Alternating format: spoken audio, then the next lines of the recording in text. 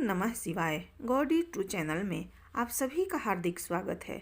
आज हम लोग फाल्गुन मास में शिव महापुराण की धन के देवता कुबेर की कथा सुनेंगे कि कुबेर पिछले जन्म में कौन थे और कैसे भगवान शिव की कृपा से उन्हें कुबेर पद की प्राप्ति हुई तथा भगवान शिव का निवास स्थान कैलाश कैसे बना।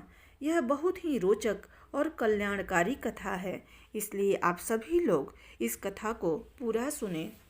सुत जी कहते हैं, हे ऋषियों, नारद जी ने ब्रह्मा जी को विनय पूर्वक प्रणाम किया और उनसे पूछा, भगवान शंकर कैलाश पर कब गए और महात्मा कुबेर से उनकी मित्रता कहाँ और कैसे हुई। प्रभु शिव जी कैलाश पर क्या करते हैं, कृपा करके मुझे बताइए। इसे सुनने के लिए मैं बहुत उत्सुक हूँ। ब्रह्मा जी बोले, हे नारद, मैं तुम्हें चंद्रमौली भगवान शिव के विषय में बताता हूँ। काम्पिल्य नगर में यज्ञदत्त दीक्षित नामक एक ब्राह्मण रहते थे। वे अत्यंत प्रसिद्ध थे। वे यज्ञ विद्या में बड़े पारंगत थे। उनका गुणनिधि नामक एक 8 वर्षीय पुत्र था। उसका यज्ञोपवीत हो चुका था और वह भी बहुत सी विद्याएं जानता था, परंतु वह दुराचारी और जुआरी हो गया। वह हर वक्त खेलता कूदता रहता था तथा गाने बजाने वालों का साथी हो गया था। माता के बहुत कहने पर भी वह पिता के समीप नहीं जाता था और उनकी किसी आज्ञा को वह नहीं मानता था। उसके पिता घर के कार्यों तथा दीक्षा आदि देने में लगे रहते थे। जब घर पर आकर अपनी पत्नी से गुण निधि के बारे में पूछते तो वह झूठ कह देती कि वह कहीं स्नान करने या देवताओं का पूजन करने गया है। केवल एक ही पुत्र होने के कारण वह अपने पुत्र की कमियों को छुपाती रहती थी। उन्होंने अपने पुत्र का विवाह भी कर दिया। माता नित्य अपने पुत्र को समझाती थी।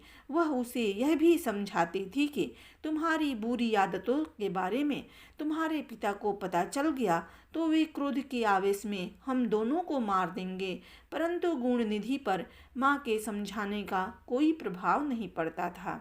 एक दिन उसने अपने पिता की अंगूठी चुरा ली और उसे जुए में हाराया। देवयोग से उसके पिता को अंगूठी के विषय में पता चल गया।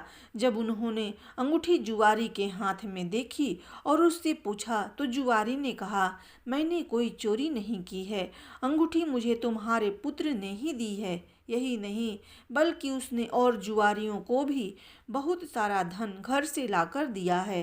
परंतु आश्चर्य तो यह है कि तुम जैसे पंडित भी अपने पुत्र के लक्षणों को नहीं जान पाए।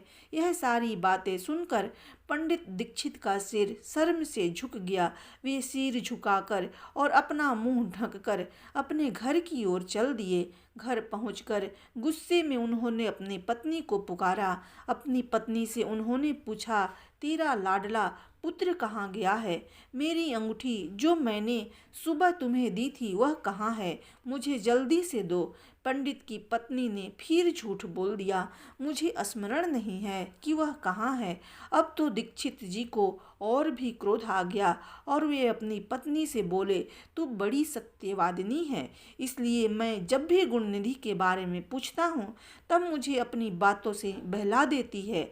यह कहकर दीक्षित जी घर के अन्य सामानों को ढूंढने लगे, किंतु उन्हें कोई वस्तु न मिली क्योंकि वे सब वस्तुएं गुणनिधि जुए में हार चुका था। क्रोध में आकर पंडित ने अपनी पत्नी और पुत्र को घर से निकाल दिया और दूसरा विवाह कर लिया। ब्रह्मा जी बोले, हे नारद, जब यह समाचार गुणनिधि को मिला तो उसे अपने भविष्य की चिंता हुई। वह कई दिनों तक भूखा प्यासा भटकता रहा। एक दिन भूख प्यास से व्याकुल वह एक शिव मंदिर के पास बैठ गया। एक शिव भक्त अपने परिवार सहित शिव पूजन के लिए विविध सामग्री लेकर वहां आया था।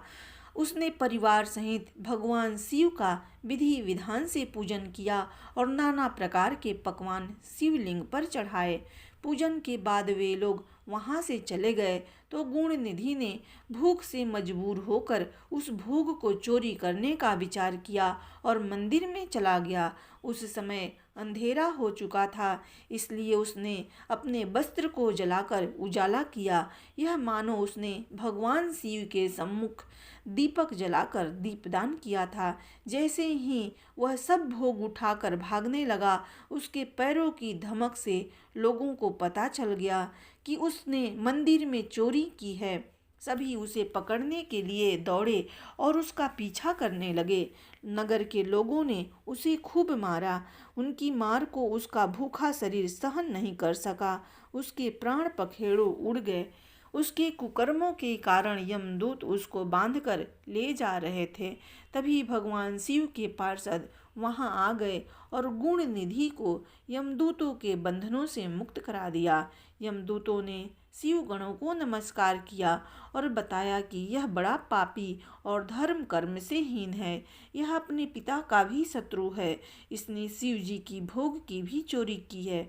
इसने बहुत पाप किए हैं, इसलिए यह यमलोक का अधिकारी है। इसे हमारे साथ जाने दें ताकि विभिन्न नरकों को यह भोग सके। तब शिव गणों ने उत्तर दिया कि निश्चय ही गुण निधि ने बहुत से पाप कर्म किए हैं, परंतु इसने कुछ पुण्य कर्म भी किए हैं जो संख्या में कम होने पर भी पाप कर्मों को नष्ट करने वाले हैं।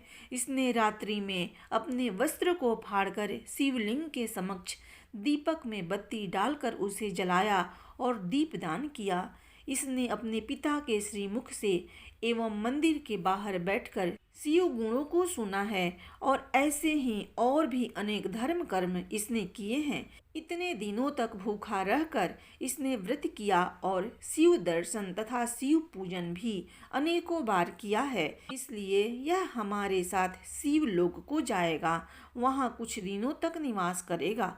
जब इसके संपूर्ण पापों का नाश हो जाएगा तो भगवान शिव की कृपा से यह कलिंग देश का राजा बनेगा। अतः यमदूतों, तुम अपने लोक को लौट जाओ। यह सुनकर यमदूत यमलोक को चले गए।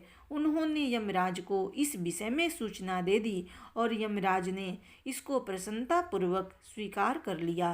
तत्पश्चात गुणनिधि नामक ब्राह्मण को लेकर शिवगण शिवलोक को चल दिए। कैलाश पर भगवान शिव और देवी उमा विराजमान थे। उसे उनके सामने लाया गया। गुणनिधि ने भगवान शिव उमा की चरण वंदना की और उनकी स्तुति की।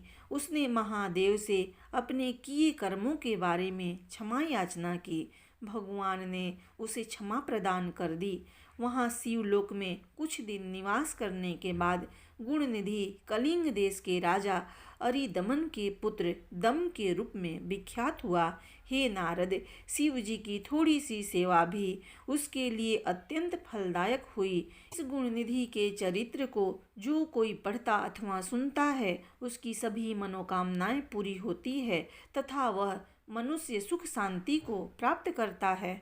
नारद जी ने प्रश्न किया, हे ब्रह्मा जी, अब आप मुझे यह बताइए कि गुणनिधि जैसे महापापी मनुष्य को भगवान शिव द्वारा कुबेर पद क्यों और कैसे प्रदान किया गया। हे प्रभु, कृपा करके इस कथा को और भी बताइए। ब्रह्मा जी बोले, नारद, शिवलोक में सारे दिव्य भोगों का उपभोग कर तथा उमा महेश्वर का सेवन कर वह अगले जन्म में कलिंग के राजा अरिदमन का पुत्र हुआ। उसका नाम दम था। बालक दम की भगवान शंकर में असीम भक्ति थी। वह सदैव शिव जी की सेवा में लगा रहता था। वह अन्य बालकों के साथ मिलकर शिव भजन करता। युवा होने पर उसके पिता अरिदमन की मृत्यु के पश्चात दम को राज सिंहासन पर बैठाया गया। राजा दम सब ओर शिव धर्म का प्रचार और प्रसार करने लगे। वे सभी शिवालयों में दीपदान करते थे।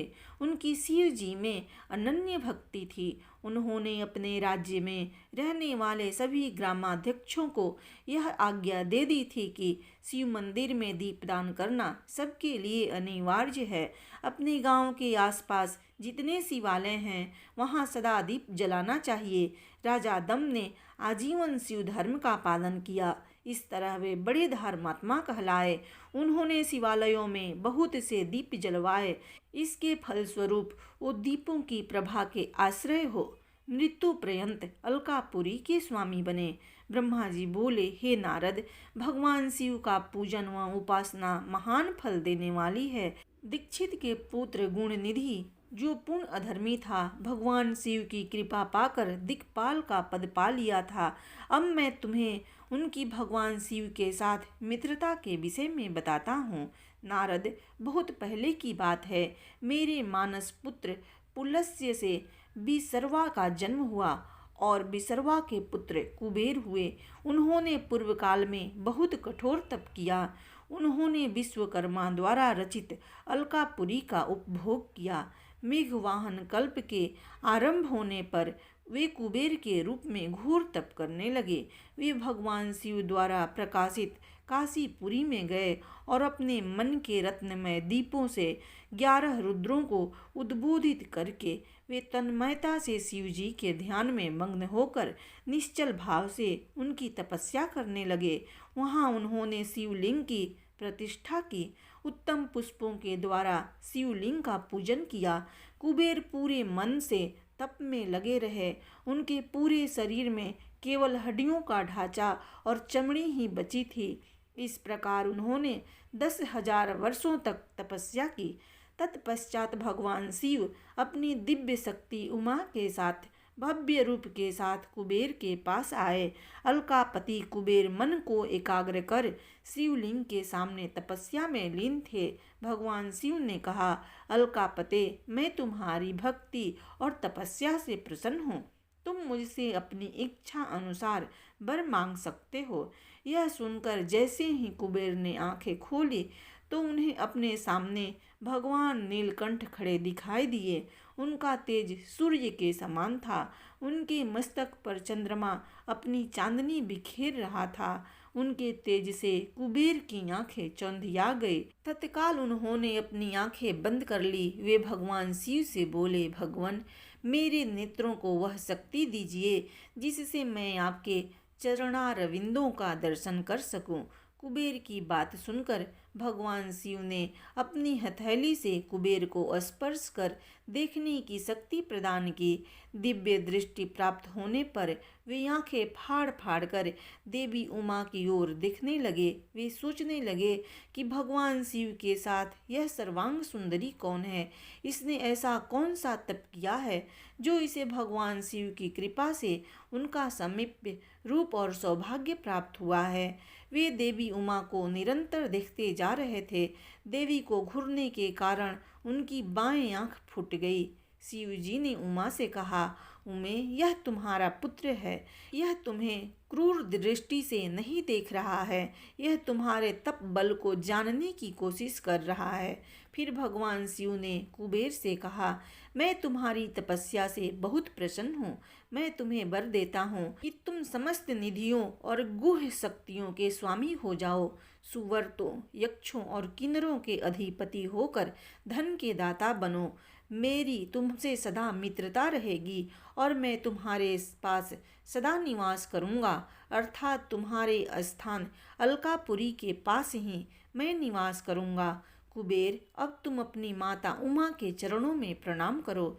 ये ही तुम्हारी माता हैं। ब्रह्मा जी कहते हैं, नारद, इस प्रकार भगवान शिव ने देवी से कहा, हे देवी, यह आपके पुत्र के समान है।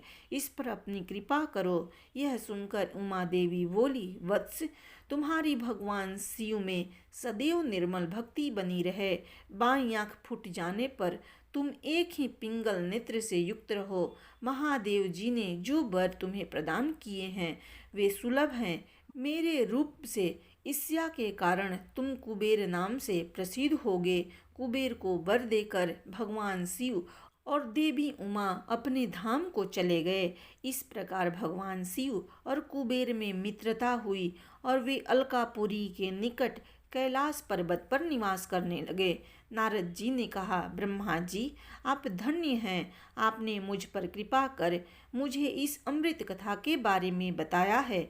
निश्चय ही शिव भक्ति दुखों को दूर कर समस्त सुख प्रदान करने वाली है। ब्रह्मा जी बोले, हे नारद मुनि, कुबेर के कैलाश पर्वत पर तप करने से वहाँ पर भगवान शिव का शुभ आगमन हुआ।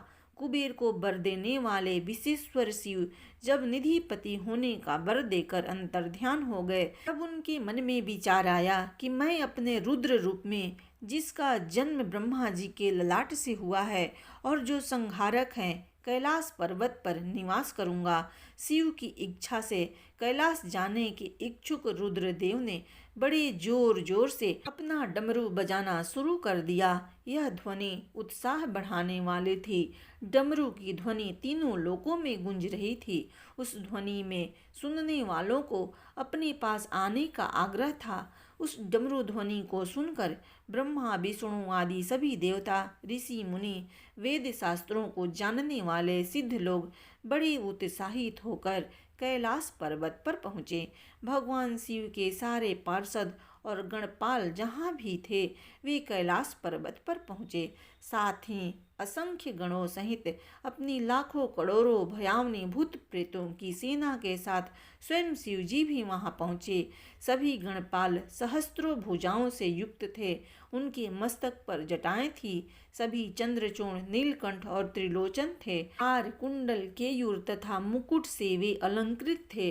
भगवान शिव ने विश्वकर्मा को कैलाश पर्वत पर निवास बनाने की आज्ञा दी। अपने व अपने भक्तों के रहने के लिए योग्य आवास तैयार करने का आदेश दिया। विश्वकर्मा ने आज्ञा पाते ही अनेकों प्रकार के सुंदर निवास स्थान वहां बना दिए। उत्तम मुहूर्त में उन्होंने वहां प्रवेश किया। इस मधुर वेला में सभी देवताओं, ऋषि मुनियों और सिद्धों सहित ब्रह्मा और विष्णु जी ने शिव जी और उमा का अभिषेक किया। विभिन्न प्रकार से उनकी पूजा अर्चना और स्तुति की। प्रभु की आरती उतारी। उस समय आकाश में पुष्पों की वर्षा हुई। उस समय चारों ओर भगवान शिव तथा देवी उमा की जय जयकार हो रही थी। सभी की स्तुति से प्रसन्न होकर भगवान शिव ने उन्हें उनकी इच्छा के अनुसार वरदान दिया तथा उन्हें अभीष्ट और मनोवांछित वस्तुएं भेंट की। तत्पश्चात भगवान शंकर की आज्ञा लेकर सभी देवता अपने अपने निवास को चले गए। कुबेर भी भगवान शिव की आज्ञा पाकर अपने स्थान अलकापुरी को चले गए। तत्पश्चात भगवान शंभु वहाँ निवास करने लगे। वे योग्य साधना में लीन होकर ध्यान में मग्न रहते। कुछ समय तक वहाँ अकेले निवास करने के बाद उन्होंने दक्ष कन्या देवी सती को पत्नी के रूप में प्राप्त कर लिया। देवर्षि अब रुद्र भगवान देवी सती के साथ वहाँ सुखपूर्वक विहार करने लगे। हे नारद, इस प्रकार मैंने तुम्हें भगवान शिव के रुद्र अवतार का वर्णन और उन्हें कैलाश पर आगमन की उत्तम कथा सुनाई है। तुम्हें शिव जी व कुबेर की मित्रता और भगवान शिव की विभिन्न लीलाओं के विषय में बताया है। उनकी भक्ति तीनों लोकों का सुख प्रदान करने वाली तथा मनोवांछित फलों को देने वाली है। इस लोक में ही नहीं, परलोक में भी सद्गति प्राप्त होती है। इस कथा को जो भी मनुष्य एकाग्र होकर सुनता या पढ़ता है, वह इस लोक में सुख और भोगों को पाकर मोक्ष को प्राप्त होता है। नारद जी ने ब्रह्मा जी का धन्यवाद किया और उनकी स्तुति की। वे बोले कि हे प्रभो, आपने मुझे इस अमृत कथा को सुनाया है। आप महाज्ञानी हैं। आप सभी की इच्छाओं को पूर्ण करते हैं। मैं आपका आभारी हूँ। शिव चरित्र जैसा श्रेष्ठ ज्ञान आपने मुझे दिया है। हे प्रभो, मैं आपको बारंबार नमन करता हूँ। इस प्रकार फाल्गुन मास में शिव महापुराण के चौथे अध्याय की कथा संपूर्ण हुई। प्रेम से बोलिए भगवान शिव जी की जय। जगत जननी माता पार्वती जी की जय।